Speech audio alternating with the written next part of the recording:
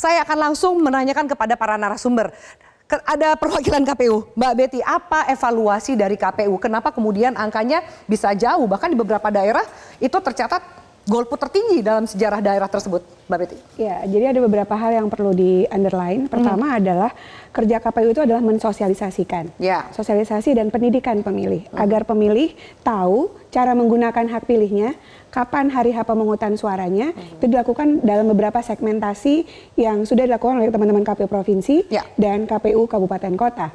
Tapi soal bagaimana visi misi program kerja, profil citra diri si pasangan calon, itu adalah kerja-kerja kampanye yang dilakukan oleh setiap pasangan calon, baik tingkatan gubernur atau wali kota dan bupati.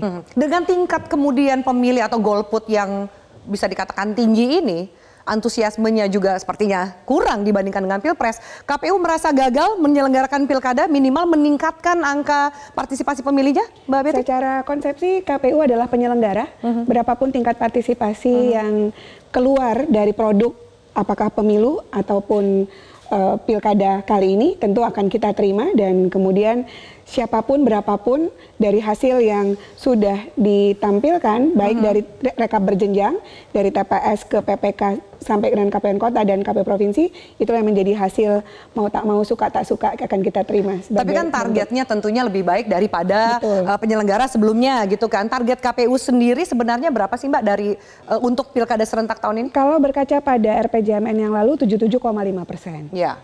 Tapi untuk yang sekarang tentu tadi sudah disampaikan angkanya memang sekitar 68%. Yes, 68%. Oke, ada evaluasi yang dilakukan oleh KPU nanti? Betul, kalau tingkat partisipasi pertama kali tentu dari sisi penyelenggaraan, sosialisasi yang lebih masif, tapi memang harus dikombin dengan bagaimana cara mengkomunikasikan ke publik soal visi misi si pasangan calon.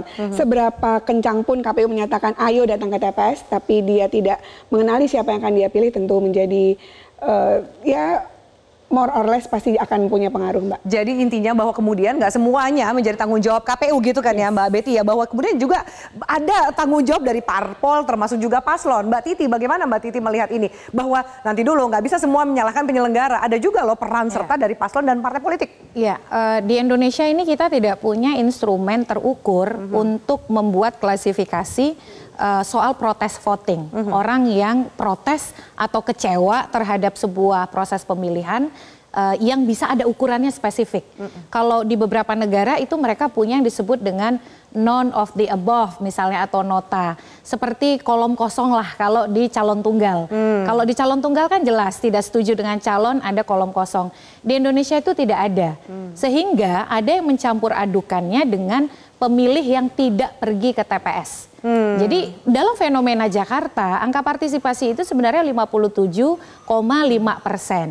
Nah, angka yang tadi angka golput yang disebut 46% tadi itu sebenarnya kombinasi antara pemilih yang tidak datang ke TPS ditambah dengan suara tidak sah.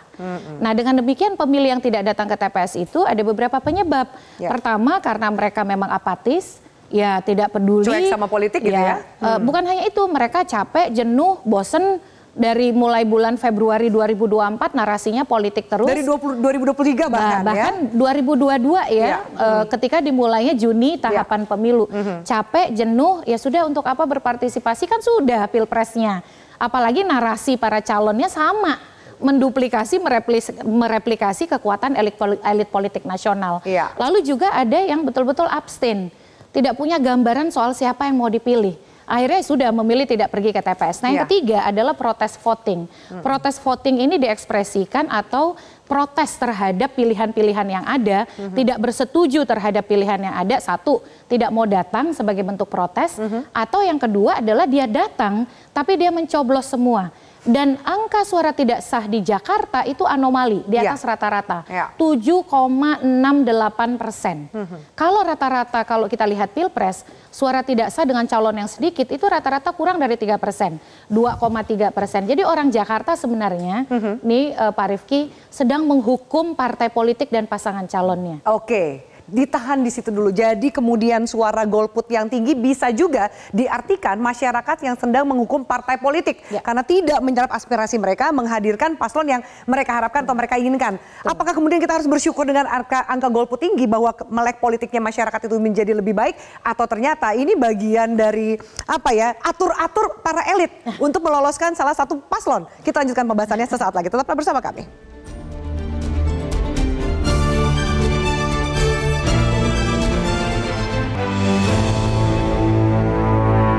Jelajahi cara baru mendapatkan informasi. Download Metro TV Extend sekarang.